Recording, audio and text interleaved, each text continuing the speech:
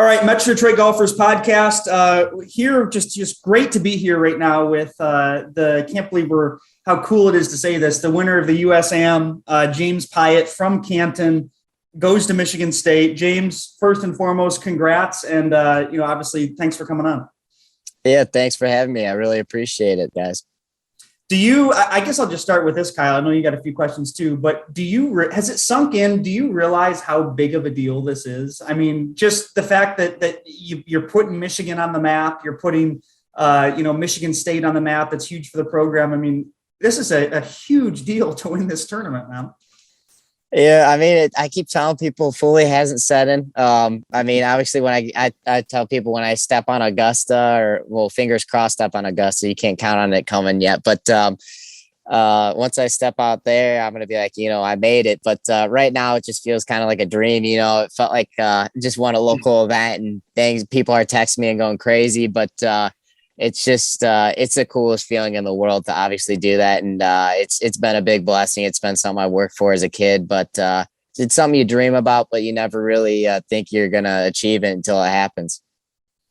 Have you even allowed yourself to look at the list of names of golfers who have won the U.S. Amateur at Oakmont, like Dustin Johnson, Jack Nicklaus, Sam Snead? Like, there is literally a who's who of legends, like incredible players in golf who have won the USAM where you did. Have you looked at that list? Hey, you know what?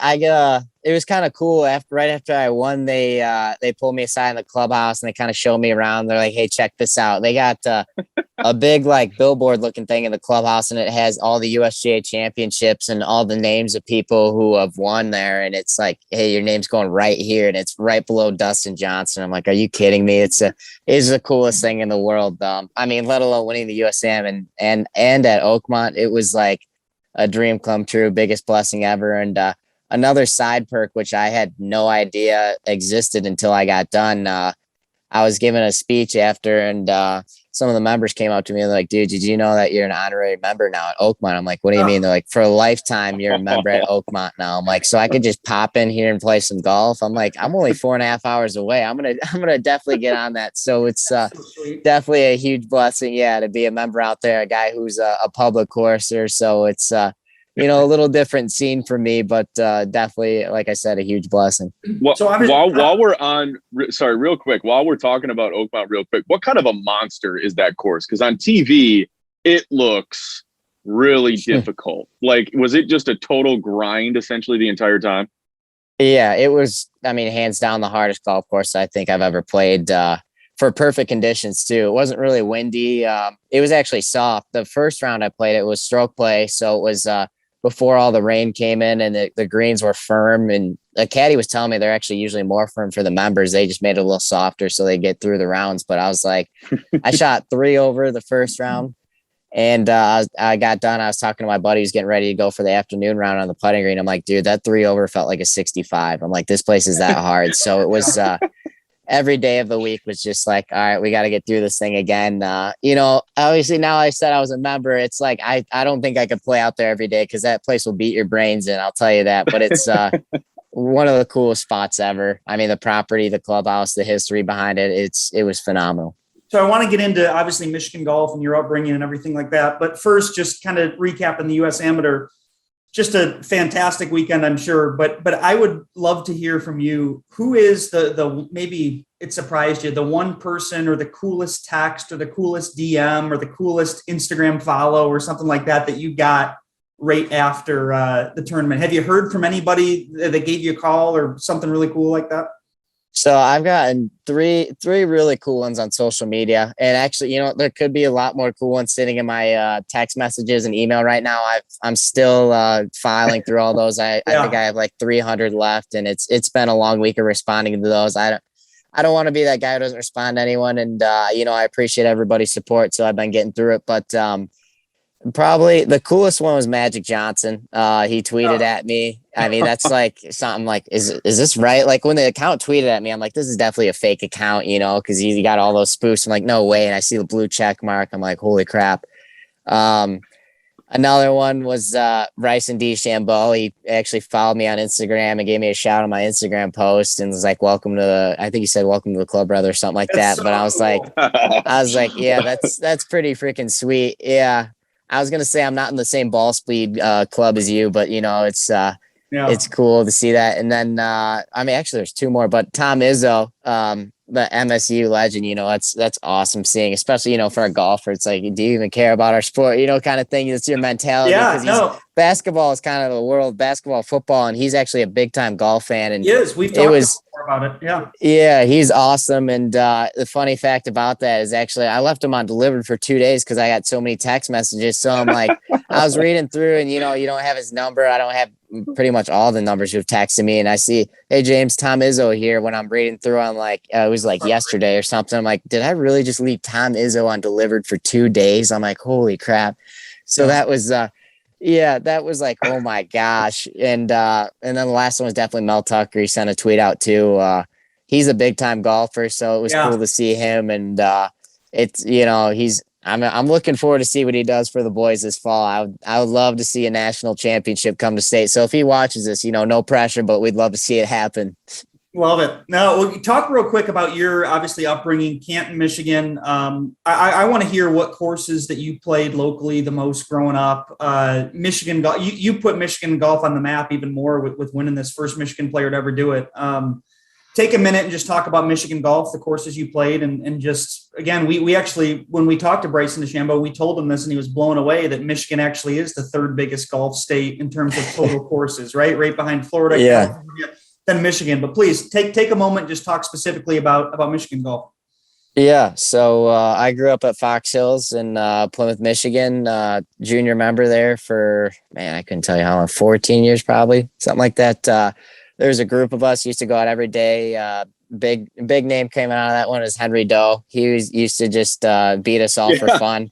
That's we played with him Saturday last week. Yeah, great player. That's awesome. Yeah. So I was a bit younger than him, so I didn't get to play with him a ton. But anytime I got the opportunity, I'm like, man, this guy's good. So that's someone you look up to. And my brother is also played at Michigan State, 2 years older than me. So it was kind of the younger brother, older brother rival that got it going. Especially it was like, as a young guy, you want to beat your brother. So he used to always beat me. And I think I kind of passed him up when he was in high school and I was in 8th grade is kind of when he started openly admitting that I was better than him, which was surprising, especially as an older brother, you don't want to do that. But just having that every day in that group of guys, there's about 12 of us just go out and play every day at Fox Hills and get around there. I just loved it.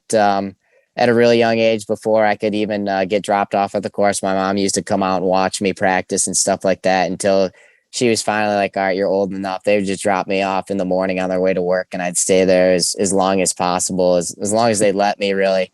And it was a great childhood growing up there and being able to play out there with such great players every day, and definitely made me better being the youngest guy there, just having that competition, wanting to prove myself. So over the years, still play it out there. I'll hit balls out there every once in a while now, but I'm also at Washtenaw. It's a public course in Ann Arbor.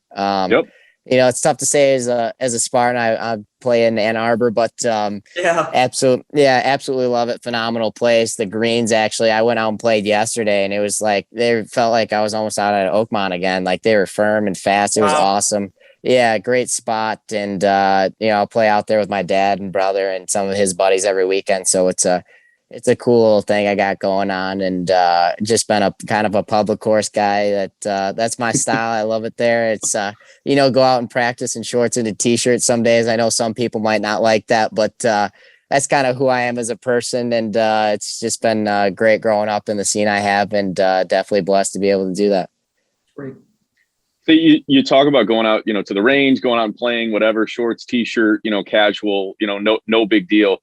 We've been harping on this for a while. I think golf is changing so much. And I think embracing younger people, I think embracing more fun, embracing the social aspect of, people just want to go out there and, obviously maybe not for you, but people just want to go have a few drinks and screw around and all that on the golf course. Like, are you noticing that golf is it's becoming a cool thing for young people? I think it's taken over a little bit.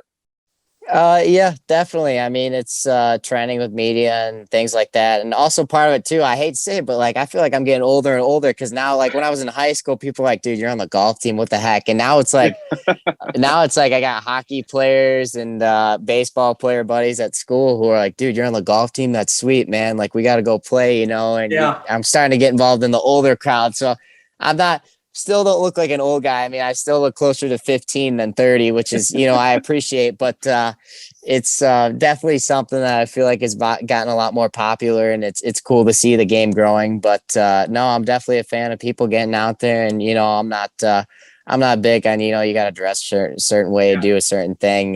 Like I said, especially growing up at Fox Hills, you know, I saw older guys out there wearing like tank tops. So it's, you know, jeans. Yeah. yeah, exactly. So you know what, from where I'm from, I'm like, hey, dude, as long as you're out here trying having a good time and not holding up pace of play, that's a big thing. If you're out there holding up pace of play, that's my only pet peeve, man. Show up wearing whatever you want, do whatever you want, you know. Just don't mess up the course and, you know, play decently fast and, you know, have a good time. That's all I care about. What do you think real quick on that? Cause I could talk about this for what, Mike, hold on here. Hold on. I want to make sure that Mike gets a special mention here because we had our first annual Metro Detroit Golfers outing Monday. And this is obviously we want to get you out for the next one. You know, clearly that'd be something really cool, you know, if we could get you out. But Mike was militant about pace of play, and this outing is going to be this is going to be the fastest outing that anyone has ever played. And it was, what was it, 4 hours and 18 minutes, I think, for an outing, for a scramble. It was great. Holy crap! Jeez, that's pretty impressive and for an outing. Everyone afterward, I mean, I can't tell you, Mike, you can attest to this. The amount of people we've heard from who are like, "Oh my God, the pace of play was insane. It was great." It's great. It has to be. I mean, James, what do you think overall? And your look, whether it's guys we've talked to, Brian Stewart, Bryson, I mean, other guys, heck, Jack Nicklaus, all the great people we've got to talk to. But what do you think is the biggest issue with pace of play right now overall? Like, there's so many opinions thrown out there. There's so many different things. This is the reason. This is the reason. Is there one that stands out to you? Because you're about to see it with the tour events you're about to be playing, and you're about to see a different level of probably seriousness and pace of play. Yeah. I mean, I couldn't tell because obviously it's different for different levels. You know, you got the average person. Sometimes they just take a long time because they're out there looking for balls and having a good time. But for, you know, more of the professional level, a lot of those guys, there's so many different philosophies in golf and how people approach the game. Like I like to play fast, and I'm one of those guys, just give me the number, tell me where I have to hit it, and I'm good to go. But, you know, you got a lot of guys on tour who sit there and analyze every specific detail. And like, I don't know, I couldn't tell you what goes through some people's heads. I mean, I wish I could kind of know and get an understanding of it, but some people need to know every specific detail. And I've definitely played with golfers like that where they're thinking about stuff that I wouldn't even factor in, and not as far as, you know, wind and grass and all that. I'm taking that into consideration like that, but like, I honestly couldn't tell you. It's amazing to me how people play, but no, one funny story about pace of play is when it really set in. We took a team trip to St. Andrews actually 2 years ago. And oh, wow. We're a bunch of college golf guys. And, you know, in America, we're like, we play fast, you know, because you're a good player. So automatically you're passing up the general public because you're just zipping around, you know, bombing drives and stuff. So we think we play fast. You get out, we got to St. Andrews and we're on like the 7th hole, and they drive up to us in the car, and we're like, oh, okay, they're going to say hi or whatever. And they're like, hey guys, you're like way behind pace of play. We need you to get moving. We're like, what? They're like, we're college golf dudes. We've never been warned in our life. We're just playing casually too. We're not in tournament mode either. So it's like, we're just playing casually, and you guys are telling us you got to move it. So it's definitely puts in perspective because they have a great appreciation for the game over there, and it's definitely like a sacred spot. So it kind of told me like, holy crap, it's a lot different over here as far as, you know, what people expect out of a round and pace of play. Yeah, obviously it's a lot more enjoyable when it's fast, but you know, you got to find that right time frame. You know, I'm not saying just go out there and poke people along, but definitely find the right pace. Let me ask you one golf geek, golf nerd question real quick before we get to obviously the I guess the sexy topics of the Masters and the US Open and all the cool stuff. But when I was watching your final round, walk me through just the overall decision, because both of you guys did it. I think it was number 10. You decided to play it up the opposite fairway. and have a better look into the green. Talk to us about just that overall decision process. Yeah, number 11. It's a really well-designed hole, for lack of better words. And definitely if you see a U.S. Open out there in the future, well, when you see a U.S. Open in the future, you're going to see a big grandstand right off the left side of the fairway on 11 to prevent what we just did. But it's pretty much the fairway, the carry number on it, I believe. So there's this big slope on the fairway that if you don't carry it up it, the ball will roll back 70 yards. And the wind was a little into the face. So it was like a 230, 235 carry uphill. So I'm already hitting 3-wood driving iron with that. If I miss it a little bit, the wind catches it. I have 200 yards in. And then 3-wood brought the left bunkers into play. And if I hit it really good, I had one day where it almost went in the water through the fairway. So it was just a really bad club situation with how the hole was designed. And it just made it a no-brainer just to take out the driver and just smack it down 10 fairway. Because if you got a wedge in your hands with how soft the greens were, missing the fairway wasn't a huge issue as much as you would think it would be. So it's pretty much, let's get this as close as we can to the green and hit a club we're comfortable with. So the driver was the perfect play there and happened to be a good move. What was the carry on that? So you had to hit it down number 10 fairway. What was that distance? Was it 280? It was, yeah, there was a bunker on the right. That was a 280 carry if I missed it a little bit to the right. So I kind of had that in the back of my mind, but played a little bit left of it. Yeah. And fortunate to hit 2 good ones. Yeah. That was great. Obviously, like Mike alluded to, the sexy topics, that kind of come out of your win at Oakmont. But in all seriousness, I mean, you're going to be playing. I mean, obviously you said you don't want to, put the cart before the horse, but obviously the Masters is in play, exemptions, galore. I'm sure, especially now with, NIL and everything going on with college athletes, there's going to be other opportunities for you, which is just, I mean, the timing of this for you couldn't really be any better, from a, monetizing standpoint. Is there one thing that just you're going, man, this is what I'm most looking forward to? Is there one thing that you can't, like a thought that you can't get out of your head that you're just so excited for the next year? I mean, definitely the majors, that's a childhood dream and it's going to be the coolest thing ever. And like I said, I still haven't fully processed it. And I don't think I'm truly going to believe that I'm playing in a major until they let me in the gates at Augusta. So it's definitely looking forward to that. I mean, that's going to be the coolest experience of a lifetime. And I'm just going to, enjoy the week regardless of what goes on. But definitely looking forward to that. And playing at St. Andrews has happened to be the best year ever to, make it open. That's a great spot. And already being there, I'm really thrilled for that. So it's definitely, like I said, can't believe it, but I'll believe it when it happens in the future. That's great. Well, no, I mean, and James, obviously we appreciate you coming on and just spending some time. I think it's just awesome to see how many people, in Michigan have really supported you, have gotten behind you. Our community, has really, been talking about it nonstop. I know a lot of people tuned in. So, really just appreciate you coming on and so happy what you're able to do for, honestly, just Michigan golf in itself. Really just people think when they think great amateur golfers, a lot of people really think down south, so to the fact that you're from here, you go to MSU to really put that on the map and win the USAM is just fantastic, man. So congrats. And we appreciate it. Yeah. Thank you so much, guys. I really appreciate everything and all the support.